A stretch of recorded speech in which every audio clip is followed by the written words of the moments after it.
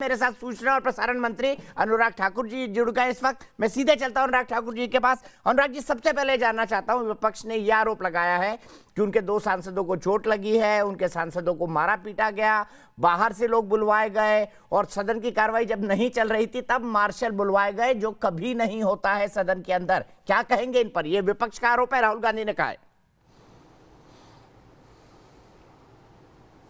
देखिए, राहुल जी से ज़्यादा झूठ बोलने का कौन रिकॉर्ड तोड़ेगा, अब ये ढूंढना पड़ेगा। जिनका काम ही झूठ बोलना हो, झूठे आरोप लगाना हो, जनता ने उनके ऊपर विश्वास करना पहले छोड़ दिया था। इसीलिए शायद उनकी पार्टी के नेता भी अब विश्वास नहीं करते, इसलिए कांग्रेस 2 वर्षों में अपना अध्यक्ष तक नहीं चुन पाई।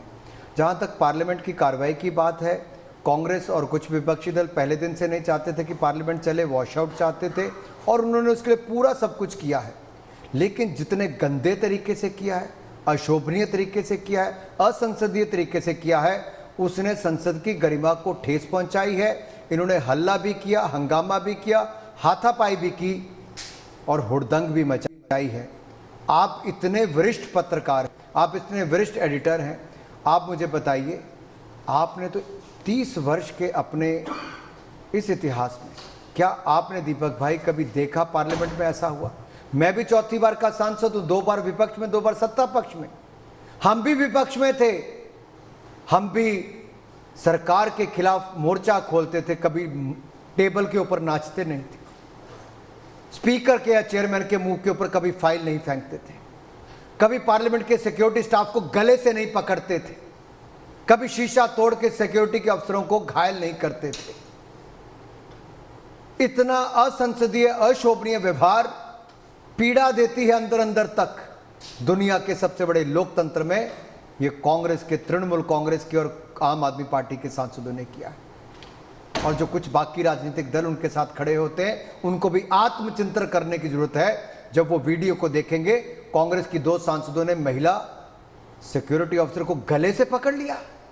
अरे पार्लियामेंट की ही कर्मचारी है, कोई बाहर से नहीं बुलाया गया।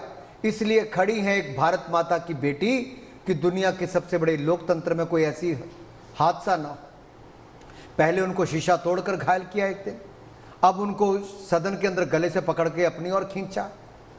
आप लोग टेबल पर कूदे, आपने चेयरमैन पर फाइल फेंकी, आपने एक दिन मंत्री के हाथ से स्टेटमेंट पढ़ के फाड़ दी, आपने हल्ला गुल्ला उस स्तर तक पहुंचाया, तब जाकर पार्लियामेंट के अंदर इन मार्शल्स को खड़ा करना पड़ा, जो पार्लियामेंट का ही स्टाफ है, कि कम से कम पार्लियामेंट के ये सदन, राज्यसभा का जो वरिष्ठ सांसदों का, जिसको अपर हाउस कहा जाता है, वो कलंकित ना हो। लेकिन आपने कलंक लगाने में कोई कसर नहीं छोड़ी। एक और 26 जनवरी को कुछ लोगों ने लाल किले पर जाकर भारत पर कलंक लगाया था। 15 अगस्त से पहले आपने सदन के अंदर जो हरकतें की, वो दूसरा कलंक भी भारत के ऊपर लगाया है। अनुराग जी, सबसे बड़ी बात यह है कि विपक्ष और सरकार के बीच एक बहुत बड़ी संवादहीनता दिखती है। आप इसका क्या कारण मानते हैं और क्यों यह सब हुआ? इसके पीछे आप क्या देखते हैं विपक्ष के इंटेंशन में? देखिए, जब विपक्ष के पास कोई मुद्दा ना हो, चर्चा करने के लिए साफ नीति ना हो और नैतिकता की कमी हो और केवल मन में एक हो कि वॉश आउट ही करवाना है, तो हर उस राजनीतिक दल में होड़ लगी थी कि कौन कितना ज़्यादा नीचे गिर सकता है। अब तो देश की जनता पूछती है, विपक्ष इससे ज़्यादा नीचे कहाँ गिरेगा? टेबल पे नाचना, कूदना, चेयरमैन पे फाइल फेंकनी, गले पकड़ना, हाथापाई करना, तोड़ फोड़ करनी, क्या इसके लिए सांसद बनाकर भेजा था? ये तो आप सड़कों पे भी करने जाते, तब भी जनता आपको ना करने देती। जो सड़क पे नहीं हो सकता, आपने वो संसद पर करने का काम किया है। सोनिया गांधी जी, अगर थोड़ी भी मानवता अंदर बची है, महिलाओं के लिए कुछ भी रिस्पेक्ट आपके मन में है, तो कम से कम महिला सिक्योरिटी ऑफिसर के साथ आपकी जो 2 महिला सांसदों ने किया, उसके लिए आप देश से माफी मांगिए।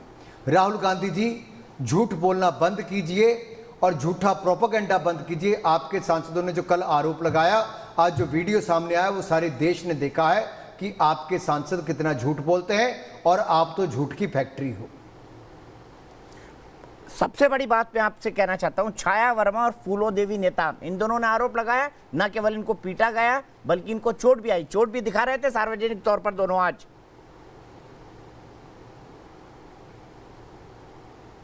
मैं चाहता हूं कि जो वीडियो पूरा देश देख रहा है, वो आप भी दिखाएं, क्लोज अप करके दिखाएं और ये भी दिखाएं कि इन दो महिला कांग्रेस सांसदों ने किस तरह से एक महिला सुरक्षा कर्मी को गले से, जो बेचारी अपनी ड्यूटी दे रही थी, उसको गले से गिरेबान से पकड़ के घींसा, घसीटा, हाथापाई की।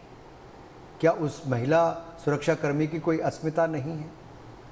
क्या देश की अपनी ड्यूटी करने वालों को इस तरह से किया जाएगा? क्या वो महिला कर्मी जो कुछ दिन पहले संसद में थी, तृणमूल कांग्रेस के सांसदों ने शीशे तोड़ के उनके ऊपर फेंक दिए, क्या वो अपनी ड्यूटी नहीं कर रहे थे? क्या करना चाहिए? जिस टेबल के ऊपर पूरी कार्रवाई को नोट किया जाता है, उसके ऊपर खड़े होकर आम आदमी पार्टी और कांग्रेस के सांसद डांस करते हैं, वहां पर कर्मचारी डरते हैं बैठते हो। कैसे सदन चलेगा दीपक जी? कैसे सदन चलेगा? और किसके लिए चलेगा? उस जनता ने जिसने चुनकर भेजा है। किसानों पर चर्चा हो रही थी और टेबल पर कूद रहे थे, पैकेजेस पे चर्चा मांग रहे थे तो उस समय मंत्री स्टेटमेंट पढ़ रहे थे तो उसको फाड़ रहे थे। प्रधानमंत्री जी अपने नए मंत्रियों का परिचय कराना चाहते थे, ये अवरोध पैदा करके उसको बंद करा दिया। चेयरमैन ने जिन सुरक्षा कर्मियों को खड़ा किया, सदन के पार्लियामेंट के जो सुरक्षा कर्मी, उनको खड़ा किया कि अवरोध पैदा ना हो, कोई हाथापाई ना हो, इन्होंने उनके साथ ही हाथापाई कर दी। क्या करना चाहिए? कितना और गिरेंगे कांग्रेस के सांसद, तृणमूल कांग्रेस के सांसद, आम आदमी पार्टी के सांसद? आप पर विपक्षी आरोप लगा रहा है, जो फुटेज की आपने बात की, छाया वर्मा, फूलोदेवी नेताम और स्कफल दिखा रहे हैं हम जो सुरक्षा कर्मी के बीच का, कि सरकार सेलेक्टिव फुटेज लीक कर रही है, जिसमें वो लोग, मतलब विपक्ष गलत कॉर्नर पे दिखाई देता है, वो फुटेज लीक हो रही है। हमारे साथ भी जाती हुई है, हमारे साथ भी अत्याचार हुआ है, सरकार उस फुटेज को छुपा रही है। क्या आप ऐसी कोई फुटेज छुपा रहे हैं? और दूसरी बात, क्यों ना पूरी फुटेज सार्वजनिक कर दी जाए, देश फैसला कर ले, दूध का दूध पानी का पानी हो जाए, सारी फुटेज सार्वजनिक कर दी जाए। दीपक जी, पार्लियामेंट के अंदर किसी को वीडियोग्राफी करने अलाउड नहीं है और किसी भी सदस्य को फोटोग्राफी करनी भी अलाउड नहीं है। विपक्ष के कुछ सांसदों ने ये नियम तोड़े हैं, वीडियो रिकॉर्डिंग की है, अपने सोशल मीडिया प्लेटफॉर्म पर डाला है और आप उनको दिखा सकते हो देश को कि किन किन सांसदों ने अंदर रिकॉर्डिंग की और सोशल मीडिया पर डाली है। हमने चेयरमैन साहब से कहा उनके खिलाफ कड़ी कार्रवाई की जाए और ये जितने वीडियो आपको दिखते हैं ये सब इनका ही किया धरा है और जो देश के सामने लाए हैं, अब इनकी अपनी पोल इसके माध्यम से खुल गई है। बात ये नहीं कि वीडियो क्या है, वीडियो के अंदर क्या है वो देश को दिखाइए। कैसे कांग्रेस की महिला सांसद गिरेबान से पकड़कर सिक्योरिटी के अधिकारियों को खींच रही है, किस तरह कांग्रेस के सांसद टीवी को तोड़ने का काम कर रहे हैं, किस तरह कांग्रेस के सांसद, आम आदमी पार्टी के सांसद सदन के टेबल के ऊपर चढ़ के कर रहे हैं, किस तरह तृणमूल कांग्रेस के सांसद दरवाजे तोड़कर शीशे तोड़ने का काम कर रहे हैं। क्या इसके लिए इनको सांसद बनाया गया था? अगर जनता कहती इसके लिए बनाया गया था तो आप वैसा समझें, अगर नहीं बनाया गया था तो जनता इनको सबक सिखाएगी और चेयरमैन राज्यसभा भी इनके खिलाफ कड़े से कड़ा निर्णय लें, कठोर कदम उठाएं ताकि भविष्य में देश की संसद को अपमानित ना होना पड़े और भारत को दुनिया भर में शर्मसार ना होना पड़े। अनुराग जी, यहाँ से कहाँ देखते हैं, अगर यही एटीट्यूड रहा विपक्ष का तो अगला संसद का सत्र भी नहीं चल पाएगा। और आज भारतीय जनता पार्टी ने आरोप लगाया कि ऐसा इसलिए हो रहा है क्योंकि मोदी सरकार को पचा नहीं पा रहे, तो पचा तो अगले सत्र में भी नहीं पाएंगे। अगर भारतीय जनता पार्टी का ये इंप्रेशन है, तो क्या सरकार संवाद बढ़ाने की कोशिश करेगी ऐसी स्थिति में? दीपक जी, अगर आप देखें, हमारे संसदीय कार्य मंत्री ने, यहाँ तक कि हमारे माननीय रक्षा मंत्री जी ने, राज्यसभा के नेता ने, बाकी नेताओं ने भी बार बार विपक्ष के नेताओं से बात की, चर्चा पर उनको रिक्वेस्ट की कि आके चर्चा कीजिए। अगर वो ओबीसी के बिल पे चर्चा कर सकते थे तो किसानों के पर चर्चा करने से क्यों भागे? वो उस बिल पर क्यों भागे जहाँ पर बैंकों में जमा पैसा सुनिश्चित करने के लिए था कि 5-5 लाख रुपया जमा करने वाले को मिलेगा और 90 दिन के अंदर मिलेगा। मोदी सरकार ने सुनिश्चित किया, पीएमसी बैंक की तरह ना हो भविष्य में, इसलिए उस बिल को लाए गए। रेट्रो टैक्स, जिसके कारण भारत की बड़ी बदनामी हुई थी कांग्रेस के समय, जो लाया गया था, हमने उसको खत्म करने के लिए उसका एक बिल जब लाए तो उस पर कांग्रेस चर्चा में नहीं आई।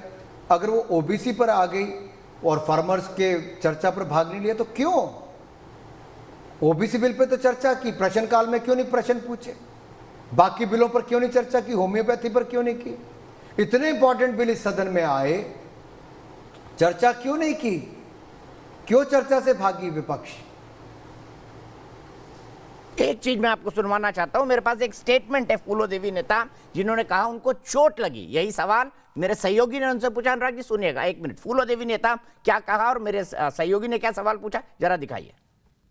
आवाज उठा रहे हैं, हम किसानों पे आवाज उठा रहे हैं, तो जिस मुद्दे पे विपक्ष उठा रही है उस मुद्दे पे चर्चा करनी चाहिए थी। उस मुद्दे पे चर्चा करनी चाहिए थी। एक दिन भी सदन में आके उन्होंने चर्चा नहीं किया। ये पहले भी झूठ बोलते रहे, अभी भी झूठ बोलते हैं। तुमसे बार बार ये सवाल पूछा गया, ये हाथ में चोट कैसे लगी? ये बार बार ऑडियो आ रहा है, उसमें बबल के साथ लगा हुआ है, जवाब नहीं दे रही थी।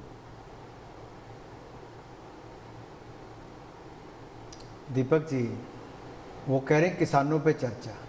जब सदन में किसानों पे चर्चा शुरू हुई, बीजेडी के एमपी बोलना चाहते थे, टीआरएस के, वाईएसआरसीपी के, बाकी सब दलों के, कुछ दलों के बोलना चाहते थे, बीएसपी वगैरह, तो चर्चा में जब शुरुआत होगी तब वो टेबल पे क्यों कूदने लगे? क्यों नहीं बोले? क्या किसानों पर चर्चा टेबल पे कूद कर होगी? सदन में जो डिस्कशन चल रही है उसको बंद करके होगी? हल्ला गुल्ला करके होगी? हाथापाई करके होगी? कि तर्क दे के होगी? तर्क तो है नहीं, तो इसलिए सदन की मर्यादा को तार तार करने का काम कर रहे हैं। तर्क होता तो सदन चलता, तथ्य होते तो चर्चा में भाग लेते। जब ये नहीं था, इसका अभाव था, कुछ पूछने के लिए नहीं था, तो मन गढ़ंत आरोप पहले भी लगाए, झूठ पहले भी बोला। अब जब इनका झूठ का पर्दाफाश हुआ तो इनको लगता है कि चेयरमैन कार्रवाई करेंगे तो दबाव बनाने का काम करते हैं, लेकिन वीडियो सामने आने से दूध का दूध पानी का पानी हुआ। कांग्रेस और कुछ विपक्षी दलों की असली और ओछी हरकतें सामने आई, जिसने देश को शर्मसार किया। 1 और 26 जनवरी को लाल किले पर जो घटा वो शर्मसार करने वाला था, और 11 अगस्त को 15 अगस्त से पहले जो राज्यसभा में घटा वो भी उतना ही शर्मसार देश को करने वाला था।